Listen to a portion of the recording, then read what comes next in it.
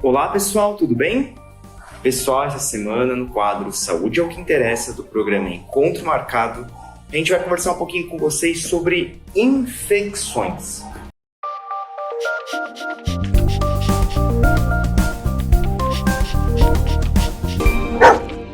Na verdade, é bastante importante que a gente entenda que os cães e os gatos, eles podem ter infecções assim como nós, humanos.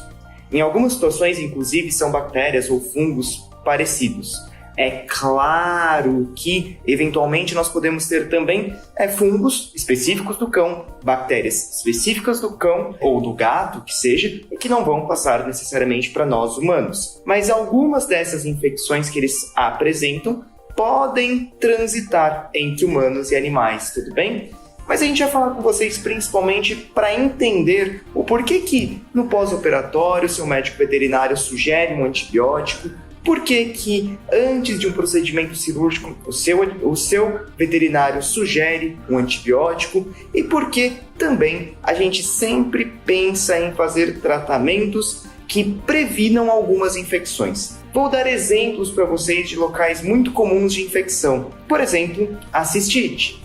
A cistite nada mais é do que uma inflamação que pode cursar com infecção da bexiga. É muito mais comum que haja cistite, por exemplo, nas fêmeas, seja por conta do trato urinário um pouco mais curto, seja pela proximidade, pela possibilidade do decaimento de fezes muito próximos à vulva do cão, por exemplo, da cadelinha. Então, nós temos que pensar que é uma região, é um órgão muito mais predisposto à infecção.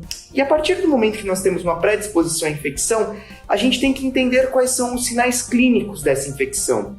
Por exemplo, uma infecção urinária pode fazer com que o seu cão ou o seu gato comece a fazer xixi aos pouquinhos, ou seja, começa em vários pontos da casa e fazer pouca quantidade de xixi.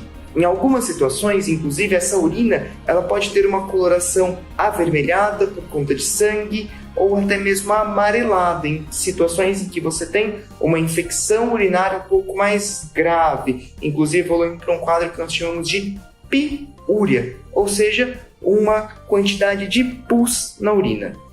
Como eu disse, a gente vai se preocupar muito mais, talvez, com as fêmeas que apresentem essas alterações clínicas de fazer xixi em vários locais. Nós, na linguagem semiotécnica, chamamos isso de polaciúria, ou seja, eles fazem um pouquinho de xixi em cada canto da casa. Nessas situações, é bastante importante que seja feito o diagnóstico correto, principalmente porque algumas infecções elas podem predispor ao aparecimento de cálculos. Por exemplo, as fêmeas que acabam tendo uma determinada quantidade maior de infecções urinárias acabam podendo ter uma infecção, por exemplo, por estáfilo, que produz uma enzima que a gente chama de urease, e isso faz com que o pH da urina ele fique um pouco mais básico, e isso acaba predispondo um tipo de cálculo, por exemplo, que é o cálculo de Struvita. Então a gente tem uma predisposição a achar que as fêmeas elas vão apresentar já esse cálculo, porque é relativamente comum uma fêmea que apresente cálculo ter esse cálculo porque lá atrás, ou agora também, apresenta uma infecção urinária. Então essas infecções urinárias recorrentes podem fazer com que as fêmeas elas tenham uma proliferação de determinado tipo de bactéria que vai deixar a urina um pouco mais básica e que vai predispor ao aparecimento de cálculos do tipo Struvita, por exemplo. O cão ele acaba tendo outros tipos de cálculo, muitas vezes Schnauzer ou mesmo o pastor alemão. A gente encontra principalmente cálculos urinários do tipo de oxalato. Mas hoje a gente quis falar um pouquinho com vocês sobre as infecções e principalmente as infecções do trato urinário.